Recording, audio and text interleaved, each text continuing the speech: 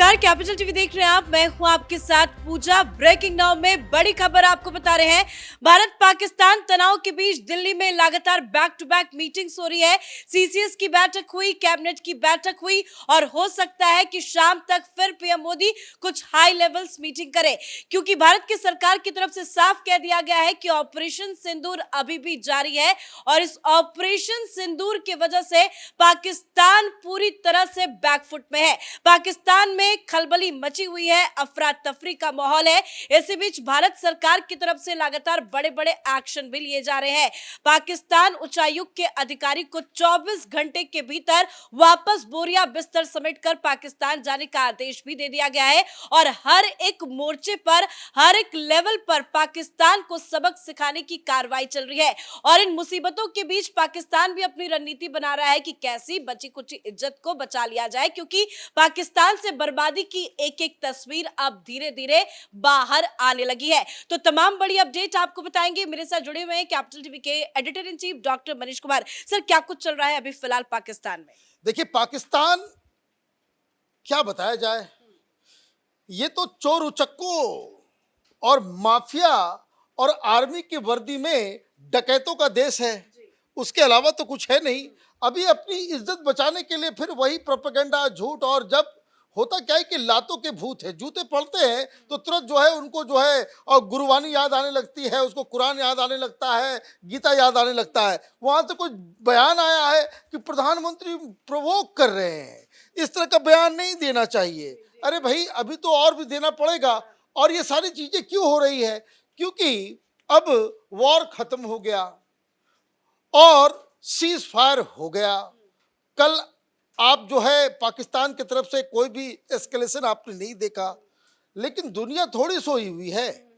दुनिया में जो तमाम वॉर के एक्सपर्ट्स हैं, एनालिस्ट हैं, राइटर्स हैं, हिस्टोरियंस हैं और टेक्नोलॉजी के क्षेत्र में जो लोग अपनी पैनी नजर रखते हैं, they are now analysing what happened in those 90 hours.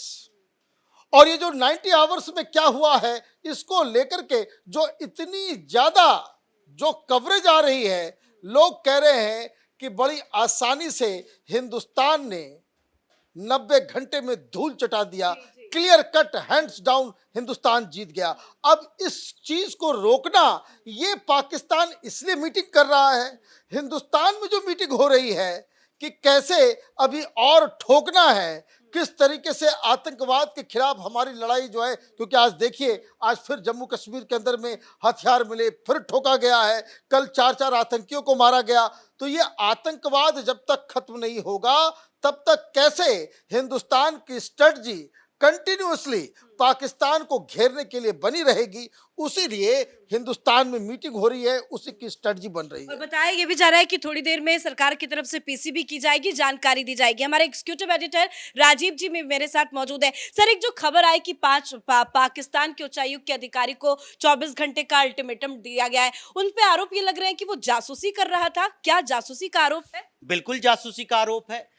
Pakistan के हाई कमीशन में यहाँ पर पहले ही, जैसे ही ऑपरेशन सिंदूर लॉन्च किया गया था, उससे पहले पहलगाम अटैक के बाद हमने कहा डिप्लोमेटिक रिलेशन हम कम कर रहे हैं और उच्चायुक्त में अधिकारियों की संख्या कम की जाएगी। उसके बाद ये कहा गया कि यहाँ कोई भी अधिकारी जो सेना से जुड़े हुए हैं, डिप्लोमेट तो रह सकते हैं, सेना से जुड़े हुए अधिकारी यहां नहीं रह सकते। तो वो सेना से जुड़े हुए अधिकारियों को ले जाने लगा और उसके बाद भी उसने कुछ अपने आईएसआई के एजेंट को दूसरे नाम से यहां रख दिया।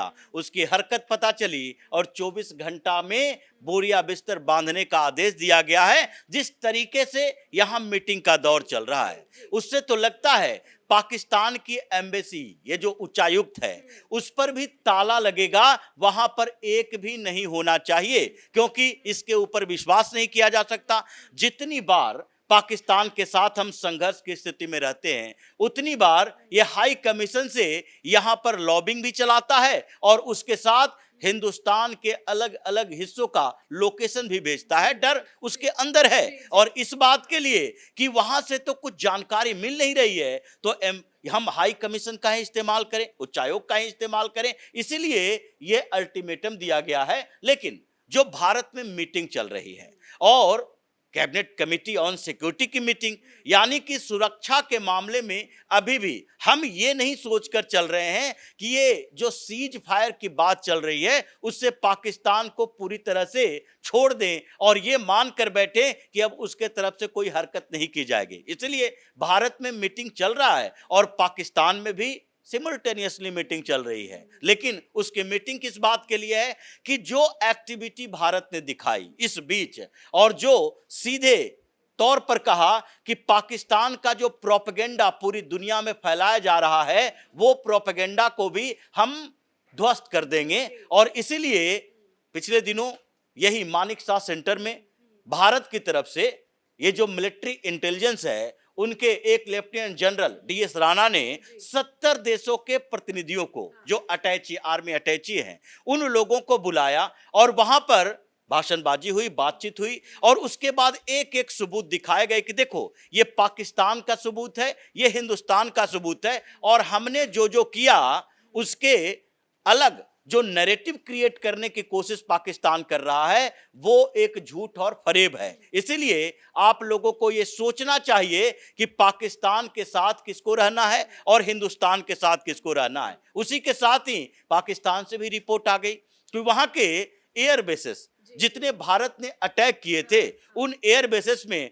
20% के आसपास खत्म कर दिए गए हैं, उसके जेट भी तबाह हुए हैं और ये जो संख्या बढ़ रही है मरने वालों की उसमें कहा जा रहा है कि स्क्वाड्रन लीडर भी मर गया, एयरमैन भी मारा गया और 50 से ज्यादा ऐसे जवान थे जिसको इस अटैक में मारा गया और फाइटर प्लेन को भी तबाह किया गया है। तो ये जो पाकिस्तान उसे छुपाने की कोशिश कर रहा है, हर जगह पर एयरबेस में बाहर के लोगों के एंट्री बैन है और वहां पर पर्दे लगाए जा रहे हैं ऊपर से कि सैटेलाइट इमेज को भी बाहर नहीं आने दिया जाए। तो ये जो तैयारी पाकिस्तान की चल रही है वो अपने लेवल पर अपनी नाकामी को छुपाने वाली है। बिल्कुल, और पाकिस्तान की ये आदत हमेशा रही है कि पाकिस्तान कभी भी सच नहीं बोलता, हमेशा झूठ बोलता है। हमारे सहयोगी अनुज शुक्ला भी मेरे साथ न्यूज रूम से जुड़े हुए हैं। सर, पाकिस्तान की हमेशा ये कोशिश कर रही है और इस बार भी पाकिस्तान ने ये पूरी कोशिश की कि वो छुपाए दबाए कि किस तरह से पाकिस्तान में तबाही मची है, पर ये प्रोपेगेंडा भी तो धीरे धीरे अब बाहर आ रहा है। अब तस्वीरें आ रही हैं, मीडिया में चीजें आ रही हैं, यहाँ पे जश्न मन रहा है, वहां जनाजे निकल रहे हैं, संख्या भी बढ़ती जा रही है। पूरी तरह से क्या पाकिस्तान अब एक्सपोज्ड हो गया है? पाकिस्तान तो हमेशा से ही एक्सपोज रहा है, लेकिन पाकिस्तान का प्रयास यह नहीं था। पाकिस्तान के एक अमेरिका में एम्बेसडर हैं और उनका एक स्टेटमेंट आया है जो कि सोशल मीडिया पर लोग उसको चर्चा कर रहे हैं, उस पर अखबारों में लिखे जा रहे हैं।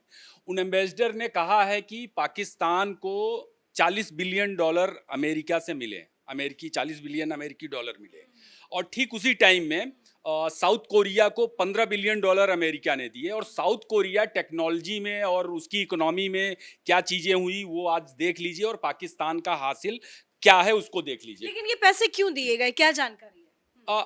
पैसे इसलिए दिए गए मदद के नाम पर। उसको तो पाकिस्तान को असल में बनाया गया है, जो मैं बताने का प्रयास कर रहा हूं कि पाकिस्तान को बनाया ही गया है दुनिया भर से चंदा लेने के लिए, दुनिया भर से पैसा लेने के लिए, दुनिया भर का पैसा ला करके खाने के लिए। किस नाम से? कि हम भारत को हमको डिस्टर्ब करना है। पाकिस्तान असल में एक बफर जोन है जिसको दुनिया की कुछ ताकतों ने बनाया था। किस लिए बनाया था? कि भारतीय उपमहाद्वीप में या अफगानिस्तान और चीन और रसिया और ईरान जो हैं वहाँ की जियोपॉलिटिक्स को कंट्रोल करना है और उनका एकमात्र मकसद था कि हम अनरेस्ट करेंगे और फिर हम बार्गेन करेंगे। अरब कभी बार्गेन करता था, आज की तारीख में अरब डाउन हुआ है।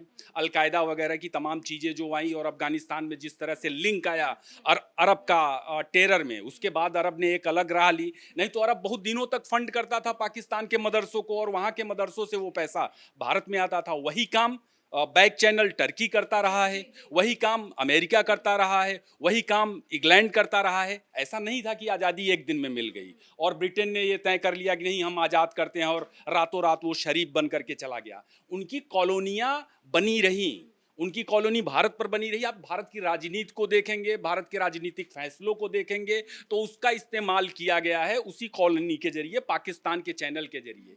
कुछ भी करना है पाकिस्तान इंडिया के अंदर में अनरेस्ट करवा दिया आपने, कहीं टेरर अटैक करवा दिया, कहीं कश्मीर का एक डिस्प्यूट खड़ा कर दिया, कहीं नॉर्थ ईस्ट में खड़ा कर दिया। तो ये जियो पॉलिटिक्स में इस तरह की चीज़ें की जाती हैं। और पाकिस्तान क्या है, किराए पर लड़ने वाला टट्टू है, उसकी जेब में पैसा डालो वो करेगा। एक एनालिस्ट तो यहाँ तक कह रहे हैं कि अब तक जब से पाकिस्तान बना है, पाकिस्तान को 100 बिलियन अमेरिकी डॉलर मिल चुके हैं दुनिया के अलग अलग देशों को, सुधार के नाम पर, शिक्षा के नाम पर, बेहतर स्वास्थ्य के नाम पर। लेकिन वो सारी चीजें नहीं होती। पाकिस्तान करता क्या है इन पैसों का? पाकिस्तान इन पैसों का, पाकिस्तान भी न कहें, पंजाबिस्तान कहें, पंजाब के जो कुछ लोग हैं, जो जनरल हैं उनकी सेना के, जो उनकी राजनीतिक दलों के नेता हैं, वे करते क्या हैं कि इन पैसों का अपने लिए इस्तेमाल करते हैं, अय्यासी करते हैं, आइलैंड खरीदते हैं, कंपनियां बनाते हैं। कहीं दुबई में कोई अय्यासी कर रहा है, कोई ऑस्ट्रेलिया में कर रहा है, कोई लंदन में कर रहा है, यही सारा काम करते हैं और केवल चूना काटते हैं पाकिस्तानियों का भारत आपने के। पैसे का और बजट का जिक्र किया कि किस तरह से गलत तरीके से पैसे का इस्तेमाल करते हैं। देखिए, अभी पाकिस्तान की सरकार की तरफ से ये कहा गया कि जो भी मारे गए हैं उनको 1 करोड़ दिया जाएगा। अब मसूद अजहर के ही परिवार से 14 लोग मारे गए, अब बताया जा रहा है कि उनको 14 करोड़ मिलेंगे, एक लोग जो मरे हैं उनके हिसाब से। तो पाकिस्तान की सरकार तो घुमा फिरा के आतंकियों का 3 लोगों के पास पैसा आता है, सेना के पास पैसा जाता है, जो सेना में जो जनरल हैं उनके पास। ये बाकी टट्टू जो वहां पर मरते हैं उनकी कोई गणना नहीं, पाकिस्तान तो उनको काउंट भी नहीं करता है। आप देखिए कि एक एयरबेस पर 52 से ज्यादा पाकिस्तानी मारे गए, लेकिन पाकिस्तान नंबर कितना बता रहा? नहीं साहब, हमारे इतने मारे गए, एक एयरबेस पर मारे गए। उसमें तमाम आतंकी मारे गए हैं, उनकी संख्या भी, अब हमारे पास तो कोई काउंट नहीं है, तो हम एक अप्रॉक्स बताते हैं कि 100 से ज्यादा हमने मारे हैं। उसमें भी पैसा किसे मिलेगा? पैसा आतंकियों को मिलेगा। जो बड़े बड़े आतंकी मारे गए हैं उनके परिजनों को पैसा मिलेगा, क्योंकि वो लीड करते हैं।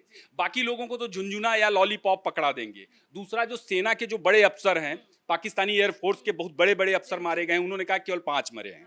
आप सोचिए कि 1 दर्जन उनके एयरबेसेस को तबाह किया गया, और जिस तरह से तबाह किया गया, क्या 5 ही लोग मरे होंगे? तो एक तो वो नंबर नहीं बताते हैं, नंबर भी बताते हैं तो उसमें 1-2 जो बड़े लोग हैं, जो बड़े चेहरे हैं, उनके अपने खासम खास जो पंजाबी हैं, जो एक कुनबे के हैं, उनको मिलेगा, बाकी किसी और को पैसा नहीं मिलने वाला। बहुत बहुत धन्यवाद सर जानकारी देने के लिए। और भारत ने तो बार बार बताया कि 100 से ज्यादा आतंकी को हमने ढेर किया है, ऑपरेशन सिंदूर के जरिए कई सैनिक मारे गए हैं, काफी ज्यादा तबाही मची है, आतंकी ठिकानों को तो ध्वस्त किया गया, लेकिन एयरबेस, रडार सिस्टम, पाकिस्तान की हर एक जगह पे चोट मारी गई है। लेकिन पाकिस्तान को यह बात बर्दाश्त नहीं हो रहा और पाकिस्तान अपने मीडिया में या नेताओं की तरफ से जो भी बयान आ रहे हैं उसमें बार बार छुपाने की कोशिश कर रहा है। लेकिन अब ये सच जो है पूरी दुनिया के सामने आ चुका है, पूरी दुनिया को अब ये पता चल चुका है कि भारत ने ऑपरेशन सिंदूर चलाकर पाकिस्तान पर कितनी बड़ी स्ट्राइक की है और आगे भी स्ट्राइक करने की तैयारी है।